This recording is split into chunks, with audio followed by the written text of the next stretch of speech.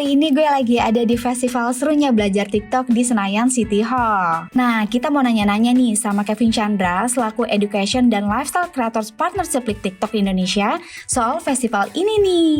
Yuk langsung aja kita tanya-tanya. Boleh dikenalin Kak, namanya siapa dan di TikTok itu bagian apa sih? Oke, jadi nama saya Kevin Chandra di TikTok Indonesia sebagai Lifestyle Education Creator Partnership Lead. Jadi serunya belajar festival ini tuh adalah kegiatan puncak dari rangkaian kegiatan kampanye serunya belajar sebenarnya. Yang kami luncurkan itu bertepatan dengan peringatan Hari Sumpah Pemuda gitu. Dan tujuan dari kampanye ini sendiri tuh untuk menguatkan semangat belajar para pemuda. Yang kami percaya itu tuh bisa jadi agen pendongkrak kreativitas di sini. Kami juga percaya kalau kegiatan belajar itu dapat dilakukan dengan cara yang menyenangkan. Dan kita dapat lakukan juga dari mana saja dan kapan saja, seperti itu. Nah, festival ini tuh bisa dibilang spesial, istimewa untuk publik, dikarenakan festival belajar ini merupakan festival terbesar yang diselenggarakan oleh TikTok. Oh ya, dan satu lagi, festival kita itu bertujuan sebenarnya untuk merayakan kreativitas creator TikTok, khususnya untuk konten creator yang sering berbagi konten edukasi. Keunikan dari event serunya belajar itu apa aja nih Kak? Jadi untuk campaign kita yang kali ini, kita berkolaborasi dengan banyak pihak. Salah satunya itu termasuk Kemendikbudristek dan juga beberapa public figure gitu ya, untuk sama-sama menekankan semangat belajar untuk para pemuda ini gitu. Festival ini uniknya lagi adalah kegiatan di dalamnya tuh sangat beragam. Ada experience booth, ya kan? Ada science experiment, terus juga ada music performance yang nantinya akan diisi oleh Hi-Fi, Danila, Mika Tambayong, dan juga Putih Abu-Abu. Bagaimana nih hasil dari campaign serunya belajar di TikTok? Oke.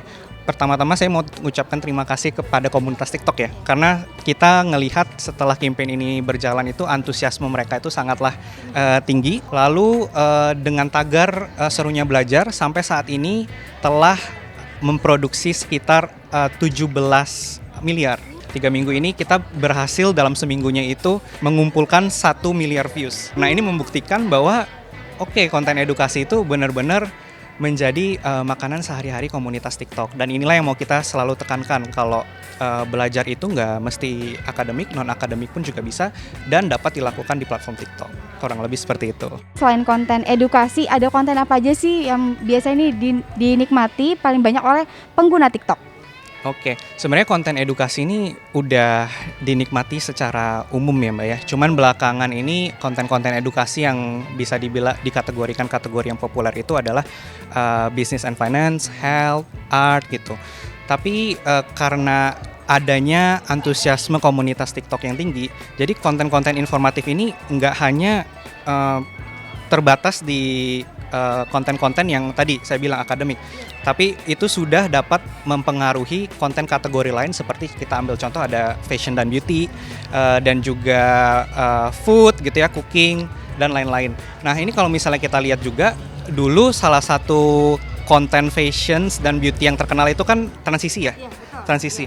Tapi kalau misalnya kita lihat sekarang tipikal konten kategori beauty dan fashion ini udah masuk ke tips skincare gitu kan. Terus kalau misalnya Mbak juga pernah lihat ada yang bahas sejarah tentang fashion juga gitu. Jadi basically dari nge-showcase transisi, ada cara main baru yang ternyata dapat dinikmati oleh lebih banyak komunitas TikTok gitu. Selain nanya-nanya sama Mas Kevin, kayaknya kita mesti nanya juga deh sama beberapa konten kreator TikTok lainnya.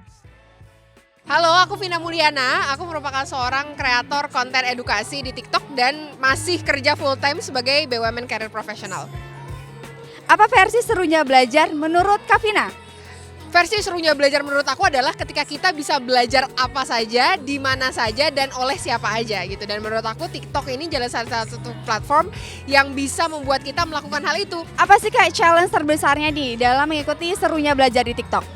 Pasti challenge-nya adalah menggali ide gitu, karena aku di TikTok udah cukup lama ya, dari bulan Februari 2021. Jadi total kira-kira udah 20 bulanan di TikTok.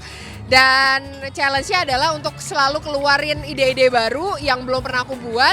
Dan videonya itu aku pakai untuk jadi salah satu video di Serunya Belajar juga. Bagi para anak-anak muda dan juga para penonton TV One, jangan lupa untuk selalu berkarya dan harus berani berekspresi. Jangan terlalu takut hasilnya jelek atau nggak banyak yang nonton gitu. Yang penting gimana caranya konten yang kita buat itu bisa menghasilkan manfaat. Semangat terus teman-teman! Pasti pernah ke museum kan Kak? Pernah. Ngapain aja sih biasanya kalau ke museum? Biasa temenin mantan foto-foto. Terus lihat-lihat, ya mengapresiasi art. Ada motivasi semangat kata, 2 kata lah. Motivasinya 2 kata, belajar tapi seru. Halo semuanya, nama aku Ananza Brili. Aku content creator di TikTok yang fokusnya itu untuk mental health dan self development. Apa sih definisi cantik menurut Kakak?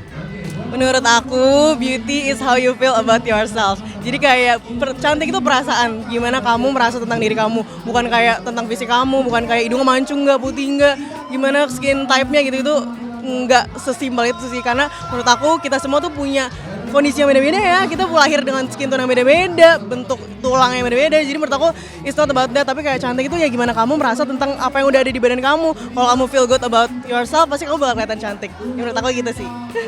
Ada tips nggak nih Kak untuk anak muda yang sering insecure atau misalnya kena mental health gitu? Buat teman-teman, kayak emang pasti aku bisa memvalidasi kayak makin dewasa kita banyak yang bikin insecure. Kadang ngelihat orang yang kelihatan beda sama kita tuh kita jadi ngerasa, oh apa gue kurang ya, apa gue harus jadi kayak orang lain ya.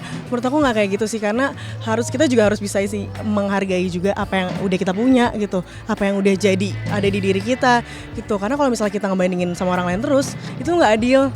Ya gak sih, itu gak adil buat diri kita dan kita gak harus jadi kayak orang lain buat jadi sesuatu gitu. Kayak kita harusnya bisa lebih nge-embrace kelebihan diri kita sendiri. Perkenalkan, nama aku Sonia Basil dan aku kalau di TikTok itu aku fokusnya bikin konten kue-kuean. Jadi foodies ya. Foodies ya, nah kita akan tanya seputar dapur nih. Kakak kalau misalnya masak tim kotor atau tim bersih? Aku tim bersih, wajib banget bersih, harus hygiene pokoknya. Nama aku Naila Mutyadinila, sebenarnya itu nama aslinya. Aku itu di bidang beauty content creator. Cantik itu menurut aku luas banget, nggak ada tuh yang namanya terpatok. Cantik itu cuman A, B, C. Jadi menurut aku definisi cantik itu luas untuk aku. Semuanya itu bisa dikemas dengan kecantikannya masing-masing. 1 kali 0 Nol. Nah, itu dia gens, keseruan festival Serunya Belajar dan sharing season bareng kreator yang kece-kece. Gimana nih, kamu tertarik nggak untuk bikin konten edukasi di TikTok?